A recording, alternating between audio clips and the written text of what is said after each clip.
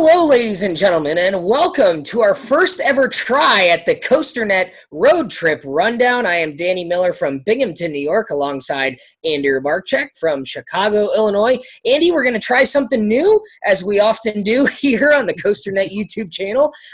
We always talk to our fans and our viewers about road trips and what parks we're planning on visiting every year, and a lot of people are always taking interest in that, especially when we go to new parks or we get to ride new coasters, and they're always very curious about our thoughts. So we thought that it might be a good idea to try out a little something new, a new series, if you will, here. Not quite like Tracking the Thrills or some of the other things that we do here, but we are calling this the Road Trip Rundown, and essentially what this is going to be, hopefully, and give us feedback on this, but when one of us is going to go on a big trip where we're hitting maybe some new parks or some new rides, we're going to do it's going to be two parts. We're going to do part one, which is kind of like the preview and the look ahead to the trip, and maybe, in the case of this trip here, a top 5 of what we're most looking forward to in terms of new rides, new coasters, and whatnot. And then part 2 will be after the trip, and we'll kind of look back and see things, how they met expectations or maybe didn't meet expectations. Similar to how we do at in the off season, we do the most anticipated for the coasters of the coming season, and then at the end of the year, a year later, we kind of look back and see how it compares to what we expected. So it's kind of a miniature version of that for some of our road trips. So the first version of this is going to be my trip coming up to Texas. Now, I have been to Texas twice, but both times was during the holiday and the park season. So first, at the 2 Six Flags parks, have not ridden all the coasters there because they're not open. They don't have all their coasters open during holiday in the park, but we'll also be going back to SeaWorld, where Wave Breaker is new, and also the Houston area parks, which I have never been to, specifically Galveston Pleasure Pier, Kemah Boardwalk, and then we'll also be going to ZDTs, which we have never been to. So now, Andy, this is going to be interesting. First, I'll lay out again, I laid out the parks that we're going to, but also lay out the rides that I haven't been on at each of those. Obviously, ZDT's, Galveston, and Kemah, we already know. Six Flags Over Texas. When did you go down to Texas last? You were down there last year, right? Well, I went for Haunt. I went to San Antonio, in late September, and we only did San Antonio and ZDT. I haven't been to Dallas in much longer. I would probably say I was in Dallas in 2014, maybe, somewhere around there. So it's been a few years since I've been to Dallas. And then, obviously, Houston, Galveston, I've never been to those parks. So it'll be interesting to see what you think of those. But I've been on a lot of these rides that you're going to mention here. So I'm going to be very interested to see how you rank them. I'll tell you if you're right or wrong. Well, I think that's the most interesting thing about maybe doing this when either of us go on a trip, because in the case of this first edition, I'm going to talk about some rides that I know you've been on, but I have not, and some that maybe we haven't been, neither of us have been on. We'll do this again in maybe a month or two when I get ready to go up to Seattle and into that area, and we'll talk about some rides on that show that neither of us have been on. So, it'll be a little bit more speculation, but this will be interesting because you can kind of weigh in on my top 5 most anticipated new rides here. Absolutely. So for Six Flags Over Texas, I have not been on Batman, Mr. Freeze, or Joker, which is the new one, because Batman and Mr. Freeze are both closed during holiday in the park. And the kiddie coaster there, the Wile E. Coyote, I don't even know if we're allowed to ride that. But I was able to sneak my way onto it. Oh, were you? Okay, so maybe we'll have to try and get that one. But spoiler alert, not going to be in the top 5 of this trip.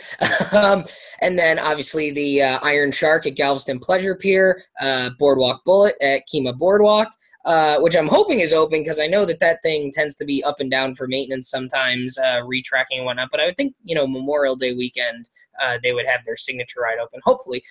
Switchback at CDT's, obviously. At SeaWorld San Antonio, a Wave Breaker will be new, obviously. Just opened last year, right? That was a last year coaster. And then Six Flags Fiesta Texas, actually a lot more than you might think. So obviously the Kitty Coaster. I think it's still called Kitty Coaster, but it's spelled awkwardly. Obviously, Wonder Woman Golden Lasso Coaster just opened, a week or two ago.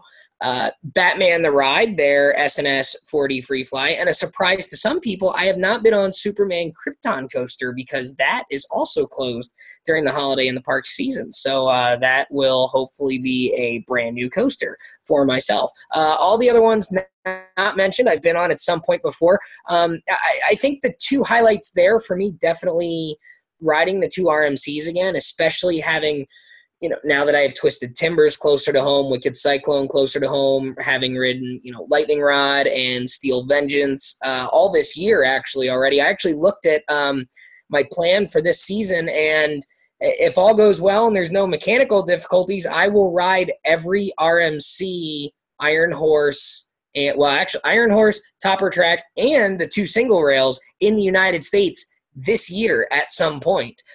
So that's certainly very exciting to get a chance to kind of get the side-by-side comparison. But Iron Rattler and New Texas Giant, really looking forward to riding again. It's been over 4 years since I've rode both of those rides. So now that I've ridden more RMCs, it'll be interesting to kind of get the side-by-side comparison and compare it to all these others, because a week later, be a Kentucky Kingdom to ride Storm Chaser, unfortunately,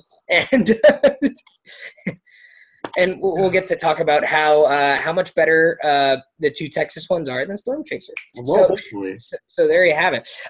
So why don't we go? So now that you've got the kind of the pool of rides that I'm picking from here, let's start with the top 5. Let's go through my top 5 most anticipated new coasters on this trip.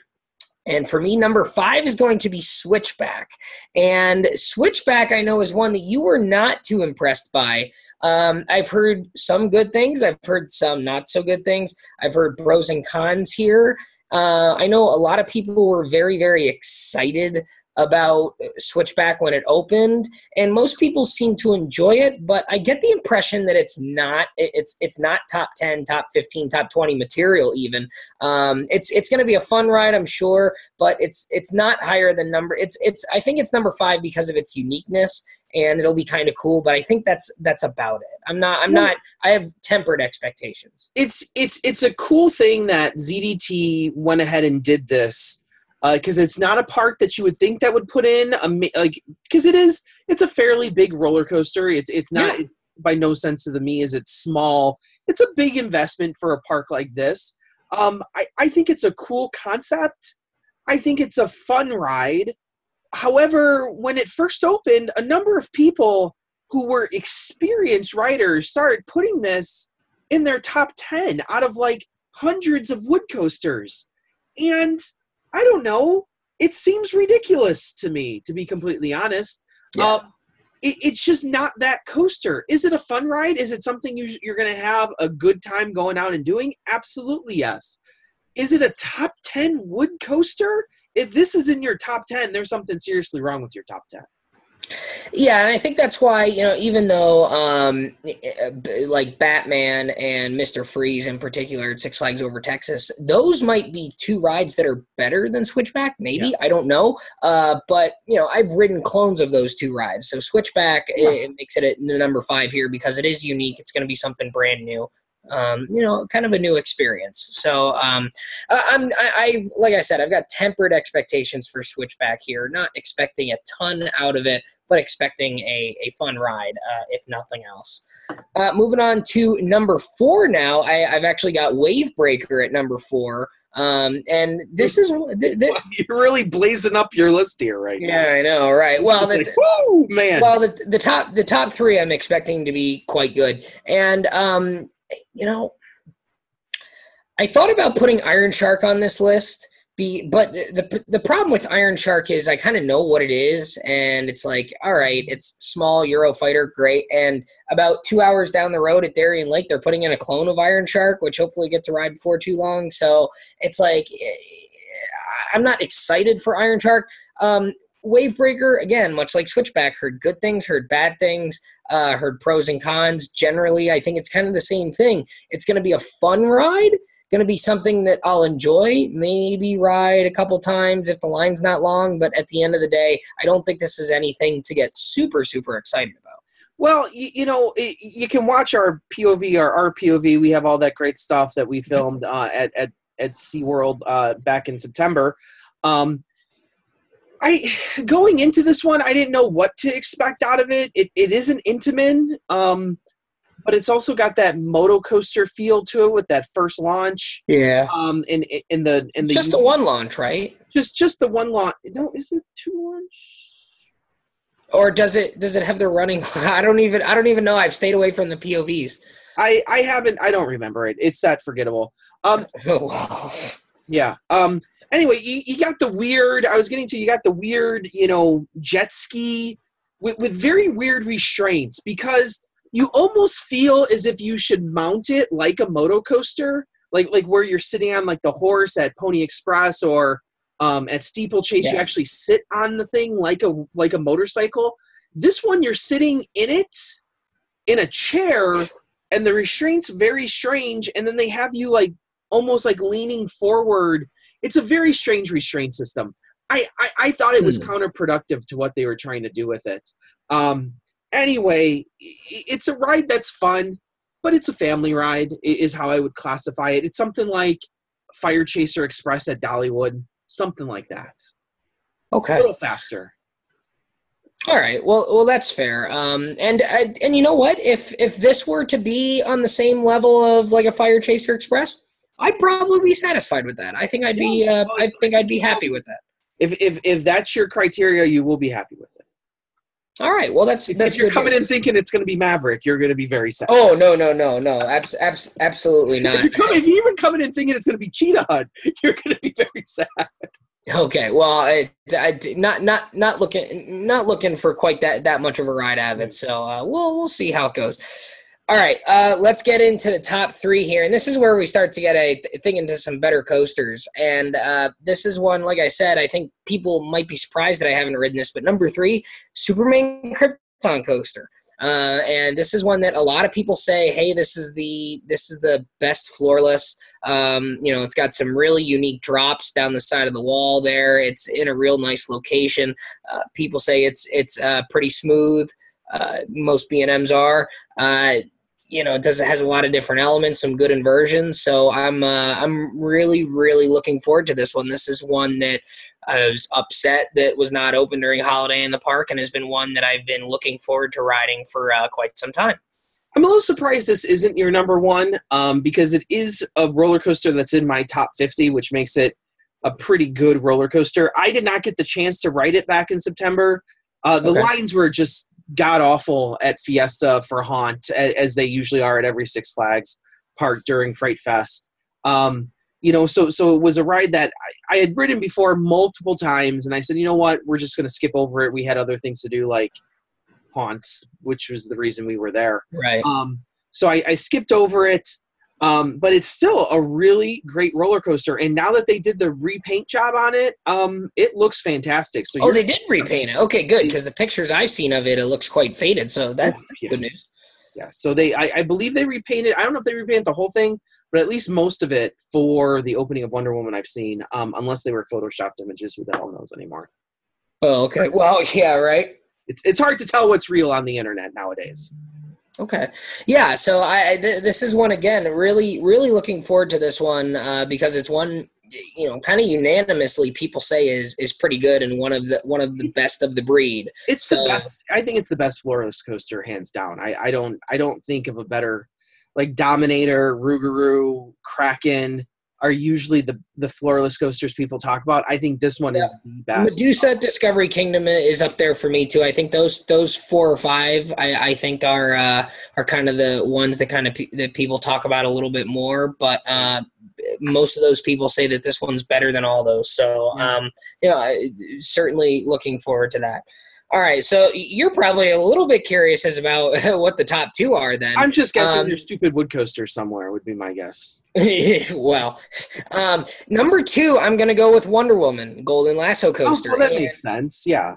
And you know what? Because I've seen some videos on this, and especially after we saw the test videos, That thing looks very fast, looks very intense, and even though it's going to be a short ride, we've heard some pretty good things out of Fiesta Texas to start with this ride, and just really looking forward to get to experience this because it's definitely going to be a new and I don't want to say challenging experience as a coaster enthusiast because I don't think it's going to be, but I think it's going to be different. I think one thing that hasn't been talked about with these single rails is how small the track actually is. And I think that's going to add a little bit of an element of excitement to it with the ride being so small and feeling like you just don't have this big track around you. Like the B&Ms, you've got this big thing of track in front of you or over top of you or to the side on a wing coaster, whatever it is. Even the Intamins, you've got big track. These single rail coaster tracks, the rail's like 15 inches wide or something. They're really, really narrow. So it's going to be odd just kind of barreling along a track at 50 miles an hour that's that small. And the speed looks incredible. It looks like there's quite a bit of airtime on some of the elements. The drop is, 90 degrees, got a couple of good inversions there. So I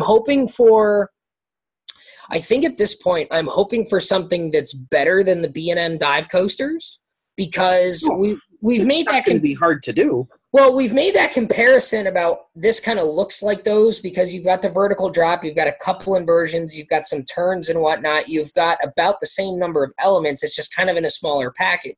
So if we end up getting something like that, or maybe something that's even a little better than that, I would have to think that these single rail coasters, or at least this clone, Wonder Woman and then Railblazer, I would have to think that those are definitely going to be better than some of the Eurofighter style rides, even though they kind of fit that same category where it's like medium-sized looping coaster. I think that this is kind of a step above those, and I think hopefully it gets into that category of around like the dive coasters and some of your better looping coasters. That's what I'm hoping for that. I'm expecting a little bit more out of this ride than I am some of the others. Well, and I can say that from the early reviews on this, people are saying that the back is significantly better than the front, that some of the airtime you get on the back is just out of this world amazing. When I ride these now, having seen what people have said in Texas, I moved up my expectations way beyond the dive coaster at this point. I'm thinking if this thing doesn't crack my top 20, that there's probably going to be an issue. See, I like the dive coasters a little bit more than you, though. So that may not be. 20? What's that? Well, no, I don't have them that high, but I mean. Well, that's what I'm saying. That's my expectations have moved way beyond that, where I think this needs to be a top 20 ride. See, I don't think it has to be. I don't think it. I think maybe top 40, maybe 30, maybe top 40, 30 or 40 here. To talk about like. Well, I mean that would start to put it close to some of the. I'm going to say to you that I think Krypton Coaster is definitely a top 40 ride. This one, okay, Wonder Woman is probably better than Wonder Woman. It looks better than Krypton Coaster, and I think that's why I have it higher on my list. And I think you need to move your expectations higher and say, well, this needs to be a top 30 ride or a top 20 ride or. But I don't have the floorless coasters up by the dive coasters on my ranking list. So I don't know how you rank to begin with. You like Mantis. Well, and this is good. Like this is good to kind of disagree here on these because when we come back next week after the trip's over, we can talk about this and we can kind of point back to this. So I think this is why this is going to work in the two-part format here. So number one on the most anticipated new coaster credit list for me on this trip, and you're going to roll your eyes at me here. I already know what you're going to say, and I'm already rolling my eyes with it. Yeah, it's going to be the Boardwalk Bullet. And reason being a wood coaster guy, there's not many wood coasters down there in Texas. And there's only... That's why Texas is such a great state, Danny Miller. Well, okay. All right. Well, let's not go overboard. But the only new wood coaster on the trip aside from Switchback. So, not a lot of options in terms of wood coasters. Judge Roy Scream is kind of there. And other than that, there's no other wood coasters on this trip. So, the wood coasters are few and far in between, but I've heard very good things about Boardwalk Bullet, and I've always heard the asterisk say, but it's gotten kind of rough over the years. Yeah. I know last year it was down for various points during the year to do a lot of retracking. Yes. So that's good. But people who watch our show know me that I don't mind the wood coaster that beats you up a little bit. So if it's got some rough spots where, it jostles me around, that's not going to bother me a whole lot. We will be going with former local Adam the Beard Man. He will be joining us for part of the trip for the Houston and San Antonio portion of the trip. And he remembers riding Boardwalk Bullet back in its first year or two, and he hasn't ridden it since, but he says that he remembers that ride having a ton of airtime, good lateral forces, and it's very compact. I watched a POV of it a couple months ago when we were working on this trip, and I remember being impressed with how long the ride was, and also how much of it is within its own structure and how small of a plot of land it actually takes up. So there's going to be some visuals there too, being inside the structure, which we really liked on rides like Steel Vengeance. And those always increase the feeling of speed, as I've made that point on these shows before. So those things being considered, and the fact that it made the Thrilling 32 this year makes me think that, hey, as we get more people who have ridden this ride, more and more people kind of agree that this is a pretty good coaster. Now, when we get together in another week or two here and we review, this list and kind of put it into an actual ranking after I've ridden them, assuming I get to ride all of these rides, of course, maybe Boardwalk Bullet, I don't know if I would be shocked if Boardwalk Bullet doesn't come in at the number one spot. But being the wood coaster guy and knowing that I think the single rail loses just a little bit because I know I'm gonna ride another one that's gonna have a little bit more theming. B&M floorless. Well, yes. I don't know if Railblazer is gonna have. Railblazer is gonna have more theming on ride, but Wonder Woman looks like it has. On ride, yeah, that's what I mean. Overall. Okay, yeah, sure. I'll give you that. And so there's that, and the B&M floorless, yeah, Krypton is widely regarded as the best of its kind, but it's not going to be anything really new, whereas Boardwalk Bullet is going to be there's not another coaster like it, and it is a wood coaster, and you're killing me. You're killing me, because if you're going to sit there and say, well, there's other coasters like, Krypton coaster because it's a floorless, well, there's other wood coasters out there that just ride in a circle. Yeah, but again, American Thunder does the same damn thing. You're right. I'll give you that too. And to be completely honest, part of the reason I wanted to put Boardwalk Bullet number one is to get you fired up. Yeah, so I know. So that's working, obviously. Just wait till I do my San Francisco trip and I put the old Survivor coaster as my number one just to get you fired up. Well, I mean, you're going to have a pretty bad trip if that's what you're most looking forward to on that trip. If all the roller coasters that you're going to ride when you go to Northern California for the first time, you got rides like Gold Striker. You're going to have Joker, which I haven't been on. You've got rides like Medusa. You're going to have, the flight deck at Great America. You're going to get to ride the Patriot floorless conversion ride, and you're most looking forward to Survivor. Get the hell out of here. No. So again, Switchback 5, Wavebreaker 4, Superman 3, Wonder Woman 2, and Boardwalk Bullet, the ride that I am most looking forward to ride. And hopefully we get to ride all these rides, to strangers. Yeah, well, that's the key, right? And so we'll see what happens. But that's kind of the list here for my I'm calling it the Texas Roundup here, as the thumbnail says. So again, once the trip's over, we will come back and we will do the part 2, the recap, and we'll kind of revisit what we talked about here today. Final thoughts before we leave folks to their evening. I like how you name your trips, because I did that once, and I remember driving down to Alabama Splash Adventure, then going over to Atlanta, and I call it the Anaconda Plan. So if anyone the Anaconda Plan, yeah, that's what I basically did on that trip, and we ended up in Richmond because that's what it looked like on the map when you drew it. It's a history reference there, Danny Miller. You go look up the Anaconda Plan, and history teachers and Sherman's March to the Sea, and you'll understand. No, I went with the cliche and just called it the Texas Roundup because that's what everyone calls it down there. So well, anyway, thanks for joining us here on the road trip rundown. that's right. That's a mouthful, isn't it? I'm, of course, Andrew Barczyk from Chicago, Illinois. And Danny Miller from Binghamton, New York. Right on, right, Warriors. See you later, partner.